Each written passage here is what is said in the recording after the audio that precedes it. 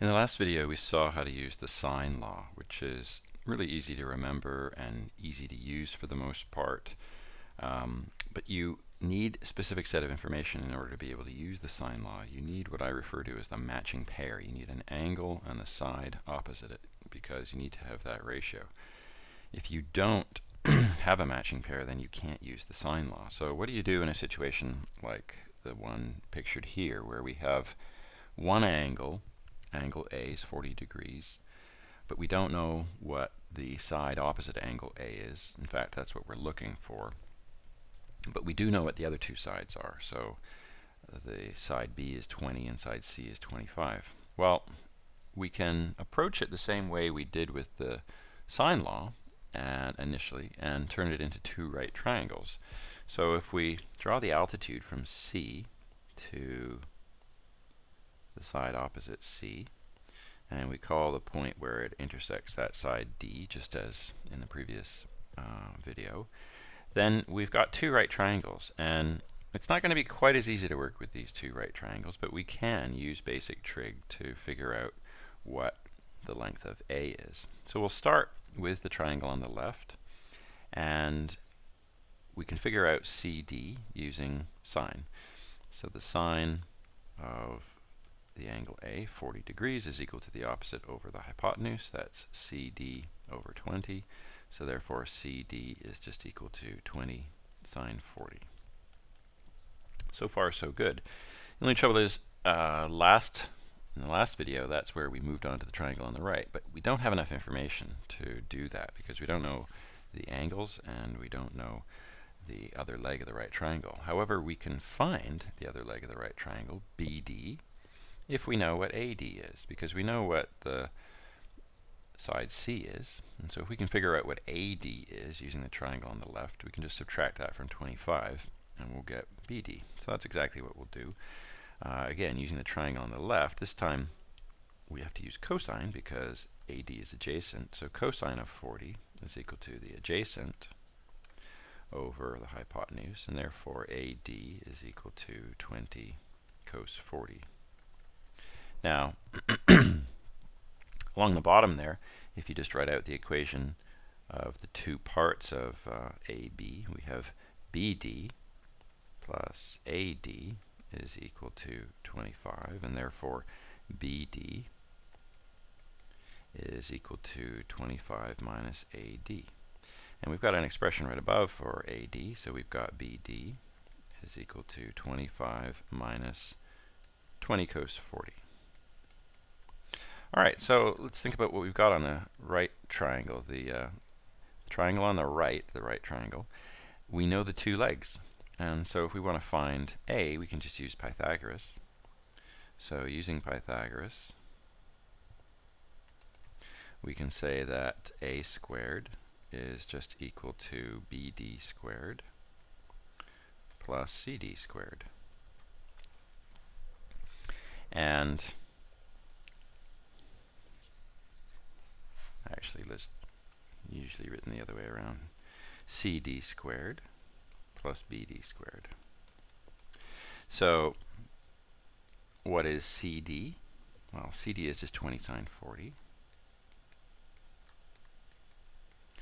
We're going to square that, and then BD, we have an expression for that, which is 25 minus 20 cos 40. And we'll square that. And all of this can just be punched into the calculator. And then finally we can take the square root of it. And so if you punch it all into the calculator, take the square root, you can figure out that A is approximately 16.1. That seems to be in the right ballpark. It's smaller than the other two sides, but a 40-degree angle in a triangle is going to be on the small side. We would expect the other two angles to be bigger because all three have to add up to 180. Now, once again, we're going to do this without any numbers to develop a formula. And the formula is not going to be quite as easy to remember as the sine law. But actually, once you've used it a bit, I think you'll find it is not too bad at all. So we're going to start with the same triangle, and we're going to assume the same information. So we've got A, B, and C, vertices of the original triangle, and then we drop the altitude to get D, and the side opposite vertex B is lowercase b. The side opposite vertex C is lowercase c, so that's this whole side.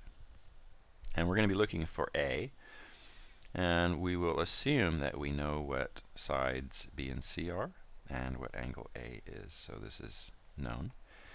And we'll just go through the exact same steps. We started out by finding an expression for CD. So we took the sine of A, and that's equal to CD over the hypotenuse B, and therefore we get an expression for CD, it's B sine A. Then we used cosine. Cosine A was equal to the adjacent, which is AD over B, and we got an expression for AD as B cos A. And then we have an expression for BD, which is just the whole side, C minus AD, which is B cos A. And so this leg of the right triangle, the vertical leg of the right triangle on the right, CD, is just this expression right here, B sine A. And the horizontal leg of the right triangle on the right is BD, this expression right here. So we can use Pythagoras again, and we can say that A squared is equal to CD squared, which is B sine A squared, plus BD squared, which is C minus B cos A squared. Now, that in itself is not a bad formula, but we can do better than that by expanding and then taking advantage of a very important trigonometric identity. So when we expand this, when you square B sine A, you're squaring both the coefficient B and you're squaring sine A. So squaring the coefficient B, you just write it as B squared. When you square a trig function like sine A, to avoid confusion with taking the sine of A squared and squaring the sine of A, we put the exponent right beside the sine. So when you see sine squared A, if you were going to calculate, let's say, the sine squared of 40 degrees on your calculator, you would just type in the sine of 40 degrees and then square it. Now, C minus B cos A, that's a binomial, A minus B, or one term minus another term. So you've got to remember how to square a binomial, keep track of all the terms. When you square a binomial, you square the first term, so we get a C squared. And then you have minus twice the product of the two terms, so that's minus 2 times C times B cos A. Normally you put the variables in alphabetical order, so instead of writing minus 2CB, I wrote minus 2BC cos A, and then plus the square of the second term. When you square B cos A, you square the B and you square the cos A, and you write the exponent beside the cos just like we did with the sine. Now, on the surface this doesn't look better, and it isn't, but what we can do is look at the first term there and the last term. Both of those terms have a coefficient of B squared, and then we have a sine squared A and a cos squared A. So it helps if you remember something from earlier in the chapter. If we had a unit circle and we made a right triangle in that unit circle, we can think of, remember the unit circle has a radius of 1, so the hypotenuse is 1. We can think of the vertical leg of the right triangle as just simply the sine of theta, and the horizontal leg as the cosine of theta. And as with all right triangles, you can apply Pythagoras, and you get the sine squared of theta plus the cos squared of theta equal to 1. Now that's a very, very important trigonometric identity, and you can try it on a calculator right now. Pull out the calculator, pick any angle you like, take the sine of it, square it, take the cosine of it, square it. When you add them together, you should get 1. So we're going to take advantage of that trig identity here by collecting the first term and the last term. Since they both start with a b squared, we can pull that out as a common factor. And then we have sine squared of a plus cos squared of a. And as we see from that trig identity above, that's just 1. And so that's going to disappear altogether. And when we cancel it out, we're going to be left with the cosine law. And we'll just simply have b squared plus c squared minus 2bc cos a. Now, I told you this was not quite as easy to remember as the sine law, but here's one way you can remember it. You can, this is a squared, you can think of this as the square of one side is equal to the sum of the squares of the other two sides, which if we just stopped there sounds an awful lot like Pythagoras. And in fact, it is Pythagoras if the angle is 90 degrees, because the cosine of 90 degrees is just 0. And so that whole last term would disappear if a were the side opposite the 90 degrees. In other words, if a were the hypotenuse. And so in fact, you can think of Pythagoras as just a special case of the cosine law. But obviously, if it's just a right triangle, we're not going to worry about the cosine law. We'll just use Pythagoras. So let's repeat it again. If we have the square of one side, that's equal to the sum of the squares of the other two sides minus twice their product and the cosine of the angle between them. So angle A is always the angle between sides B and C, because of course it's opposite side A. Now, another important thing to remember when you're using this, because you're not always going to have the labeling the way you might like it, is that the A at the beginning is always matched with the A at the end. In other words, you're always finishing off with the cosine of the angle that is opposite the side that's at the very beginning of this statement. That's very, very important to make sure you don't get any mistakes. And then in the middle, we're using nothing to do with A. We're just using B's and C's. So we've got b squared plus c squared minus 2bc, etc. Now, of course, you could rewrite two different versions of this cosine law, starting with b squared.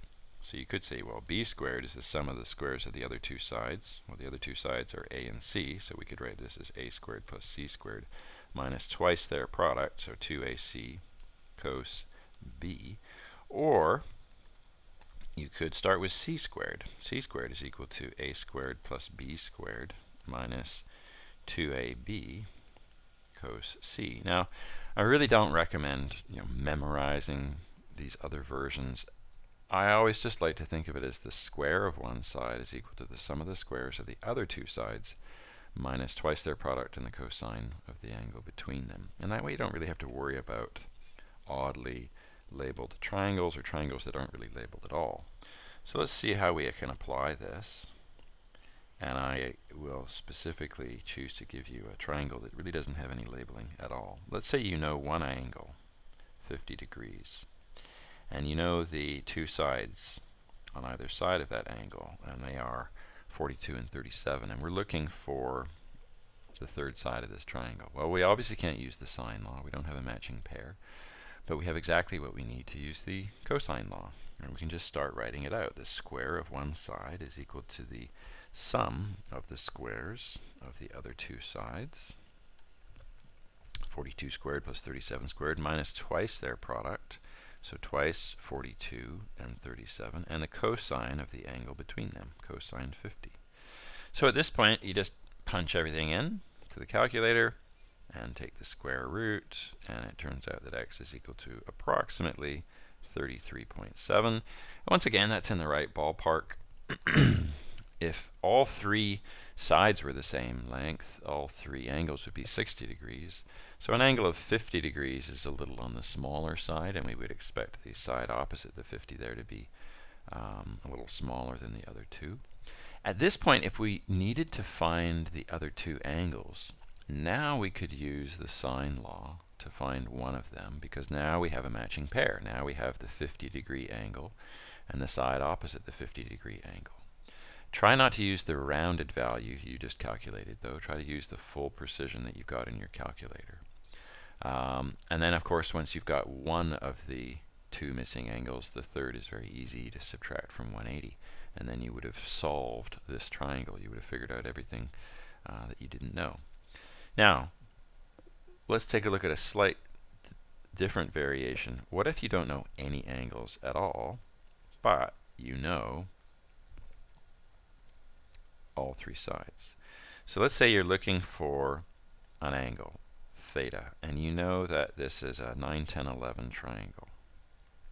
So right off the bat, looking at theta, you would be expecting an angle bigger than 60 degrees. Again, if all three sides were the same, it'd be equilateral.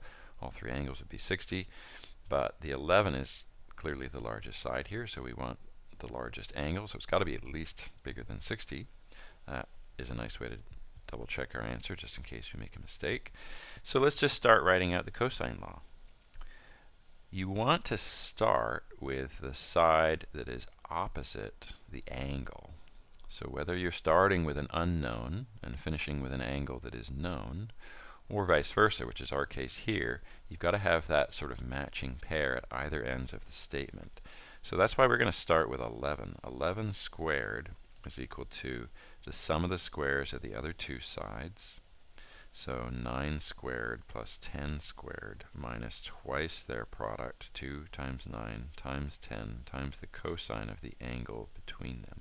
So we finish off with theta, which is the angle opposite 11. That's really important to keep things straight here.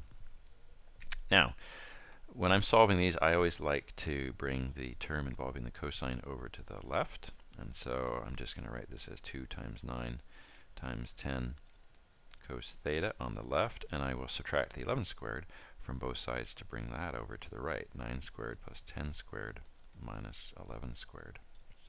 And so now I can just divide both sides by 2 times 9 times 10, and usually I don't really do much simplification because I'm going to be reaching for my calculator anyway. 9 squared plus 10 squared minus 11 squared over 2 times 9 times 10. However, it is quite easy to make a calculation error when you're punching this into the calculator. Perhaps you forget to put the whole numerator in brackets, or you divide by 2 times 9 times 10, meaning you're not actually dividing by the 9 and the 10, you're actually multiplying by the 9 and the 10. Anyway, there is a lot of different ways you can make arithmetic mistakes here. So keep in mind that cosine ratios are always between -1 and +1. So when you get an error message on this sort of problem, it's usually because you're trying to take the arc cosine of a ratio that's bigger than 1 or smaller than -1. And so at that point, you could go back and just spend some time simplifying this ratio. 9 squared plus 10 squared minus 11 squared is 181 minus 121, which is 60. And 2 times 9 times 10 is 18 times 10, which is 180. And this is just a third. So when you take the arc cosine, you could just take the arc cosine of that whole ratio, but if you get an error message, then go back and just figure out what the ratio is. And then in this case, we're just taking the arc cosine of a third, and that comes out to 70.5 degrees. Pretty much exactly in the ballpark that we were expecting, right? We're expecting something bigger than 60. The sides are all pretty similar in size, and so we don't want something too much bigger than 60, or we don't expect something too much bigger than 60. It definitely takes a little bit of practice to get the cosine law working properly when you're looking for a missing angle. But again, if you just remember the cosine law as the square of one side is equal to the sum of the squares of the other two sides minus twice their product and the cosine of the angle between them, I think you'll have no difficulties with this.